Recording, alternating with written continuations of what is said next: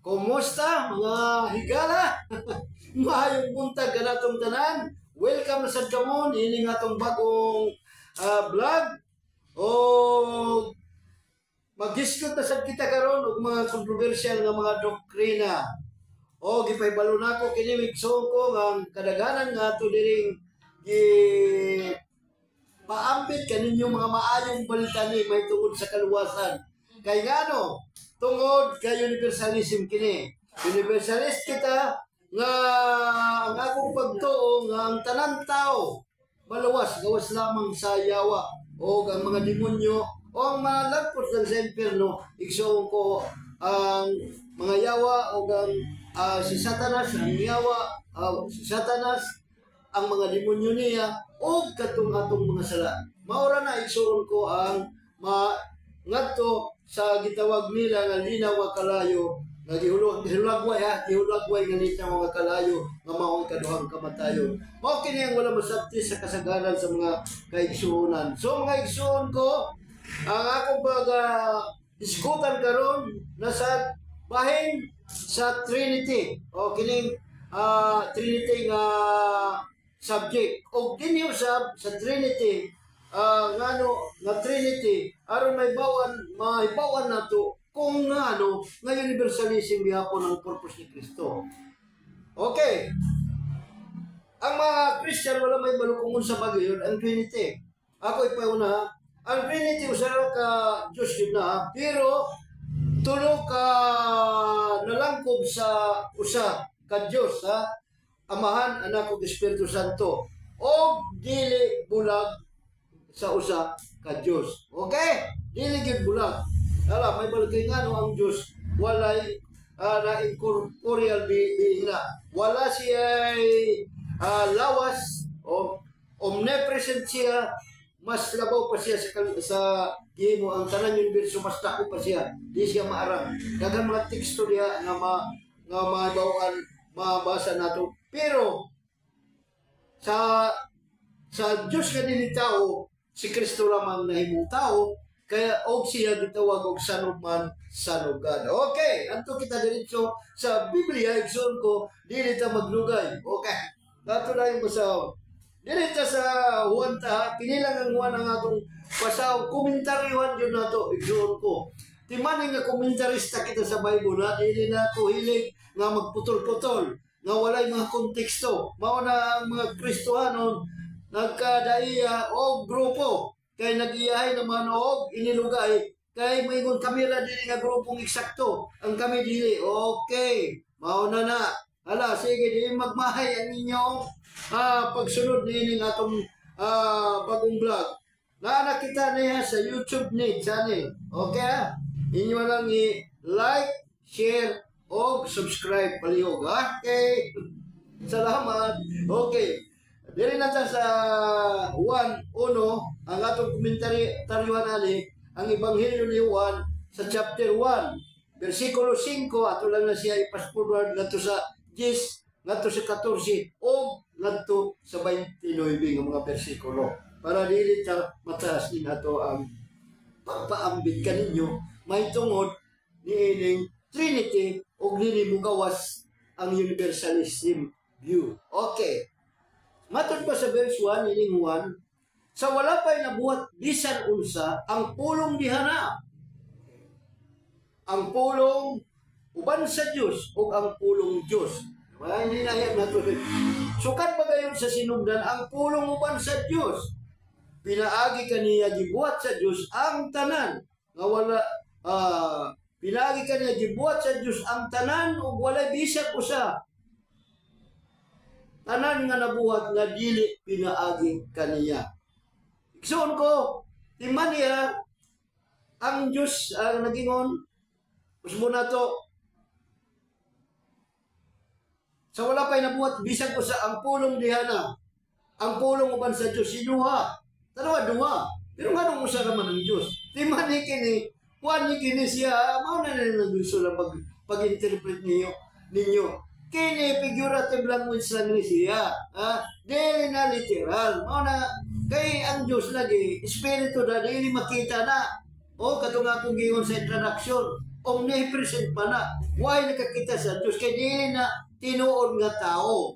Figurative lang na pag-ingon nga persona. O, na persona lamang siya, di sa diha na tao na si Kristo. O, ang isa, nahimo ng amahan. O, kay Trinitarian ta, ang isa, nahimo gihapong personal nga maupod ang Espiritu Santo. Okay? Eko sa Trinity, wala gender na. Dili pamilya ang Ginoo, ang usa ka Dios. Okay ha? O kana dili na bulaga nga espiritu. Okay. Tanawa, ang pulong uban sa Dios ug ang pulong Dios. Tanawa, ang kining pulong unahan na lang muna kung mao ni si Kristo, ang pulong nga nahimong tao. Kini si Kristo uban sa Dios. Sa kauban.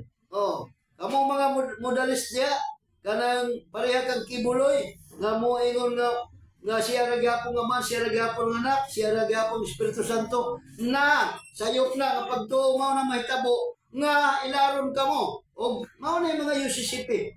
UCCP kanang United Pentecostal Church. Kaya managikan si Kibuloy nga naprenwas nila. Og mao na hinahimong puhunan ni Kibuloy kini nga pagtulunan.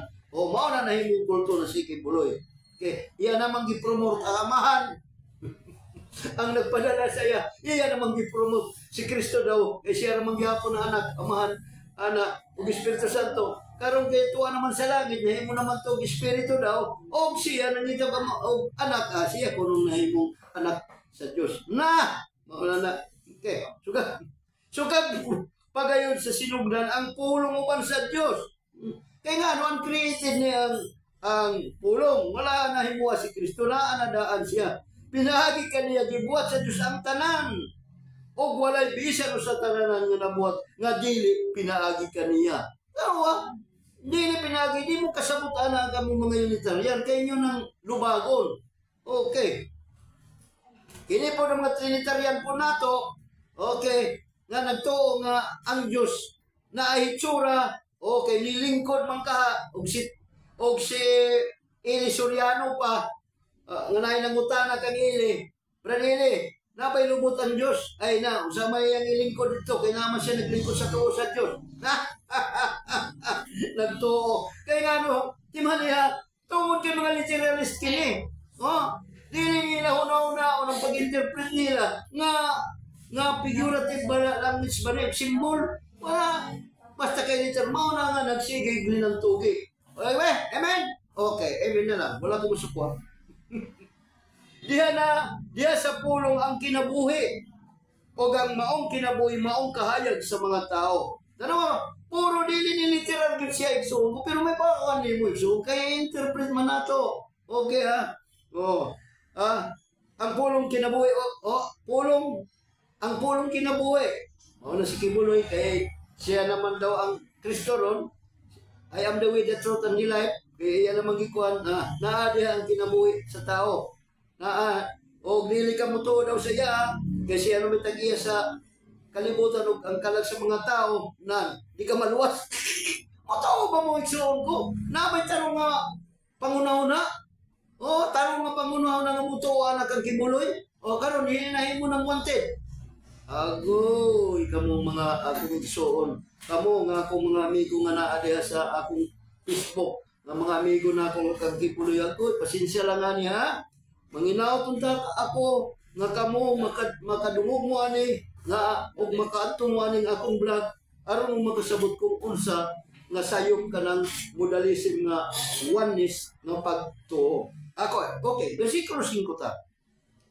Ang kahayag nagdanaw diha sa kangitngit ug wala makabuntog niini ang kangitngit. Usa man ang kangitngit ug kahayag. Ang kahayag mao nang righteousness. Langit na igsuon ko ang kahayag. Ug ang kangitngit ay impierno na. Ang atong kahimtang karon impierno ni. Mao bitaw mo ni si Kristo. Kay si Kristo righteous ang langit miyan ni. Ingon na ang langit igsuon ko dili na usa ka lugar. Kung dili na literal nga lugar. Kaya hunay present ang Ginoo. Buti pa sa dili kalibutanon. Di ba? Ang Diyos ana kaninyo, mayroon pa sa pare, Okay. So, para sa Katolik, usab kang ni Padre. Oh, di siya nahawa. So, asa man ang langit? Ang langit, kahintang na siya. Mao na namihan ni si Kristo ng pagkatao. Kay kangit nga kita sa kangit-ngit. Okay. Ayaw, di tinala po na nga ngit-ngit ganita ka kita. Buti pasabot na ata sa impyerno nga kahintang. Okay. Ang Diyos nagpadala usa, laktawan na yun na ito na, kay baro ni Tamalangan. Dito ta sa Gis Diretso. Gis ta. Okay. Ang pulong dinhi na sa kalibutan. Kaya pagkatao man. Pinaagi kaniya, gibuhat sa Diyos ang kalibutan, apan ang kalibutan, wala mo ilang kaniya. Wala, ginmaya, kaya naman ito sa kangit-ngit. Versikulo 11. Miyanin sa sayang kaugalingon katawan. Apan walang sila mudawat kaniya. Ay wala din mudawat ang mga Hudiyo. Ang Diyos nilimang tao. Mamaya lang pagsabot. Wala din mudawat. Yang tagiluso, mao na nagilan sa paganin siya. Patay siya. Pero sa paglansang Ginoo kaniya, pagbuot sa Ginoo, kaya aron luwason ang tanang tao. Okay, unya na. Nindot sa pagsunod. Okay. Ato ta. Okay. Wala man mo dawat ay ang katawan mo, nagilansang siya. Apan kadtong midawat. Ano? Apan kadtong midawat og misalig kaniya, giatagan niya katungod nga mahimong mga anak sa Dios. Igsuon ko. Tanawa. Pag ako sang ipadayon ng 14. Kay balikan nato na.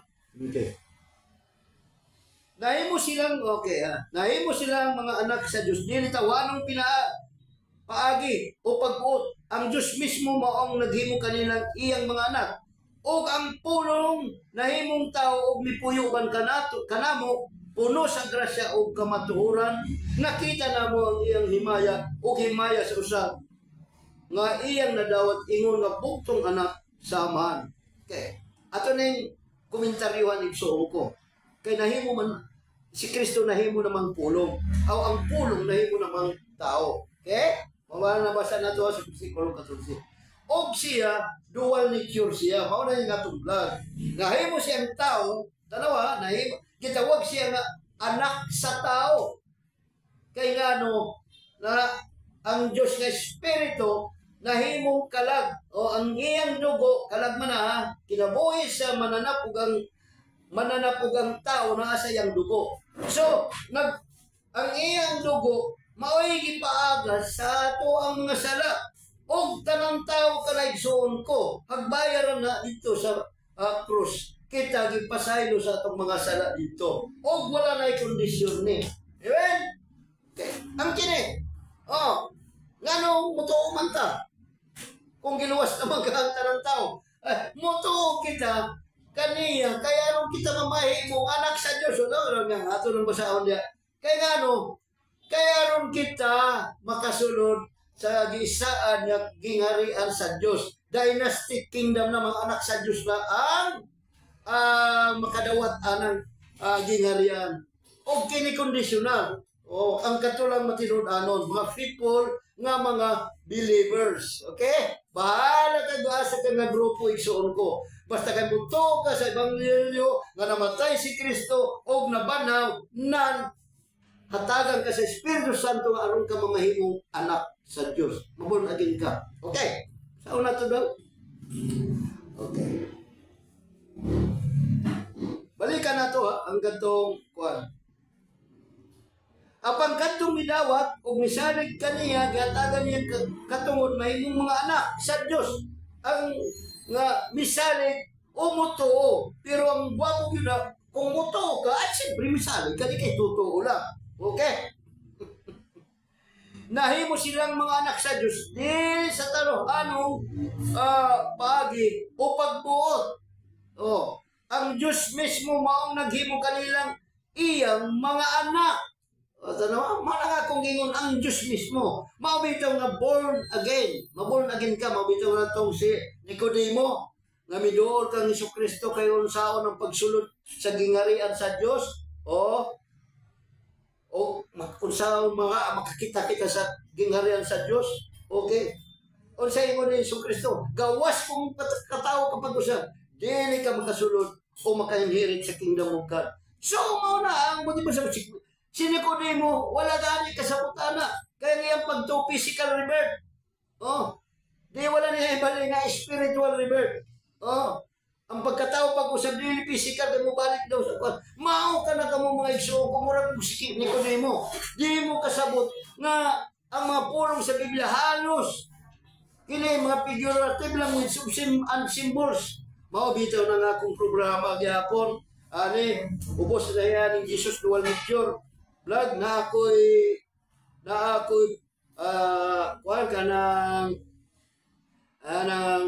vlog, kanang gitawag greeting vlog na sa kuhan, Facebook page, o na ako, diha, akong Facebook page, ang Jesus Dual Nature Theology, o kitatakang giingon ako, ang yanong mga pulong, o kaning mga yanong pulong, tungod kay, ang Biblia, dili yano, halos dili yano, gikan sa Genesis hangtod sa Revelation, sinulat na dili yano, mga figures of speech, o mga simbolo, igsoon, o kinanglan, i-interpret, magitawag na ako, ang yanong mga pulong.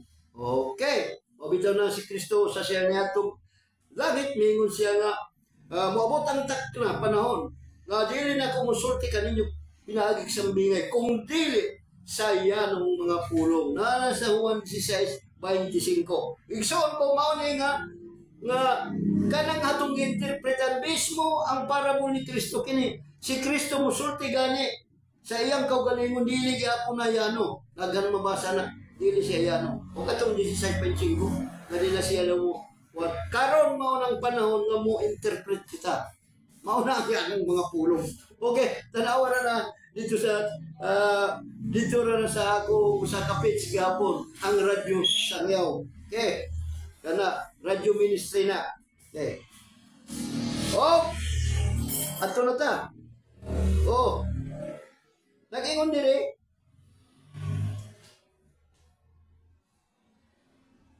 Okay.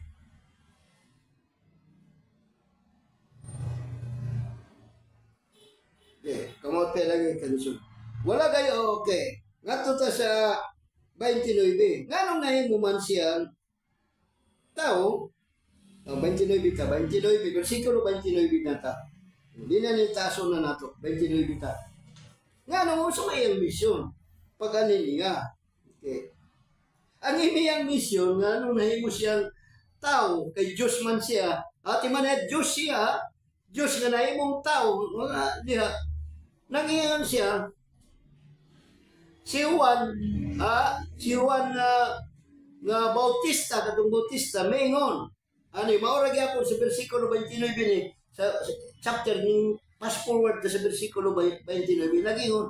Sa pagkasunod, daw nakita ni Juan si Jesus, nga nagpanulong kaniya, ug siya maingon, ana, ang nating karnero sa Diyos, nga nagwagtang sa sala sa kalibutan. Tanawa, muto ba mo anay suon ko? Ang sulti ni Juan, o kini Juan gyapon ni ha? Dilihan ha? Kay ngano karnero ba diay si Jesus? O, nga magwagtang sa sala sa kalibutan. Wala ba mawagtang? O kadato nga akong giingon nga tarang tao lagi. Mawagtang ang sala, pero karon wala pa ha? Kay nga napata sa physical. Napaka ni kita sa impyerno nga kahimta nga katang napata sa kangit. Oh, pero ang katong nito nanana sa kaya.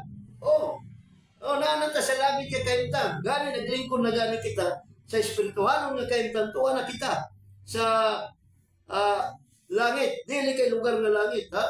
Naanata sa langit kay naa naman ta sa kaya. Apan ang kalibutan nga dili mo to ay naa pa sa kangit-ngit. O gani bisan human na sila na giluwas ni Kristo kay mapanaw sila po naroon hukman ang ilang kahintang gyapon anak pagani sila sa yawa. Amen? Okay. So may unta nga brad na mo sumpa. Ana kay gihalad man ka ang karnero. Mao na ang atong karnerong Dios. Karnero nga gihalad sa Dios sa pagwagtang sa sala sa kalibutan. Mo na yung misyon. Pagwagtang sa sala kalibutan. Nawagtang ba? May wala mo tingali brad Lando.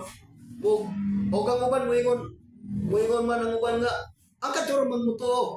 Oy, kano sa man di ka gipakamatyan ni Kristo sa cross. Katong nito ka na, uso wala ka pa mo to. Oh, di ka katubag. Kaya na sa Roma 5, 6 na to sa 11. Na nagpamato sa di wala ka pang matao gani sa magkasasala ka pa hagbayar ka giluwas ni Kristo sa iyang dugo dito sa cross. Sa dili ka pa magtutuo. Makikintuo kay pagkip ka. Okay siya. So ato na lang katapusan na teksto sa Juan 1:29. Si Juan gyapon ni Juan gyapon ni ang nagsulat ani dili ta sa Juan 1:22 aron ni pamatuod nako nga dili lang ang mituo maoy giluwas dito sa dugo ni Kristo sa cross. Nagingon din ni ang gisulatan ni Juan, mga Kristohano na magtotoo na, mga born again na. O, dili kay grupo nga born again. Bahala ka gasag nga grupo. Kung mituo ka sa Ebanghelyo na, ikaw na tao ka na pag-usap. Bihisan ka pa mga Katoliko. O, na dia. Mga anak, gisulatan ko kamo. Nini. Aron dili na kamo magpakasala. Apan kung magkasala kita, may manlalaban na si Jesucristo ang matarong nga maoy mga tubang sa amahan. O niya, kamong mga kangkibuloy, mga grupo. O, kay mga tubang, kasi kibuloy naman ang mga tubang. Tuwa si Kristo dito na naglingkod sa siya ay tigpataliwala.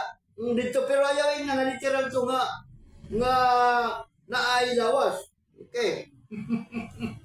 Bueno, si Kristo, may pagpagkatao niya, dual nature na, pwede siya pakita, pwede siya dili.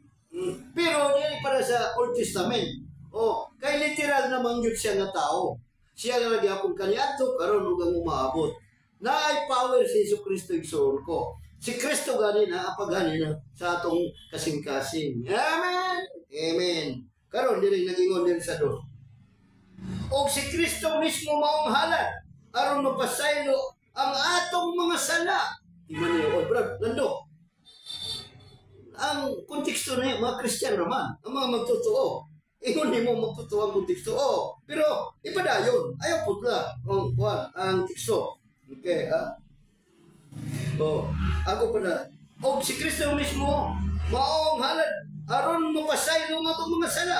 O, dalawa, mao na ni. O dili lang kay ang ato ra, kung dili ang mga sala, usab sa tanang tao. Wa, di man ha? Uno dyan, dos. So mga igsoon ko, kung dili mo mutuwa nga si Kristo, igsoon ko, dili mo mutuwa ng universalism view, nga giwagtang nang yang sala, ang sala sa kalibutan kay gipasaylo na, kaya ninyong pagtuo, literal man karon panahon na, igsoon ko pohon, kanang magbago na nga itong lawas, tanan, aron hukman, dili na hukom nga ilabay dito sa literal nga kalayo, kung dili ang hukom pagadulmaanahon ni Kristo. O kita igsoon ko nga matinud-anon, dili ta muluib kang Kristo, dili ta perfecto dili ta muluib sa kang Kristo o magpermanente diya ang Holy Spirit sa imong kinabuhi nga gihatag nga gibautismohan kay igsoon ko nan makadawat ta og reward nga mamahimo kang hari uban kang Kristo. Harian nato ang mga tanan nga mga tao nga mabanaw po tanan reliyon ana igsoon ko. Amen. O ingon ana igsoon ko ang akong ambit kaninyo bahin sa Trinity o ang misyon ni Kristo nga anong nahimo siyang tao, nga nahimo siyang tinuod nga tao, 100% man, gitawag siya nga anak sa tao o anak sa Diyos, kay tinuod siya nga Diyos sa wala pa siya pagkatao. O kini, ibasa nato dito na sa 1 John 2:2 nga dili palpak ang gihalad sa Diyos nga karnero sa pagwagtan sa sala natuman gayon sumala sa atong ibasa diri sa 1 John 2:2. So kini si Brad Lando ni Gaspi igsoon ko manamilit sa pagingon hadto sa sunod Domingo pohon. Kaya halos kada daw. Ugma pohon. Antod ugma pohon. Dagan salamat sa inyong pagpaminaw. God bless you all.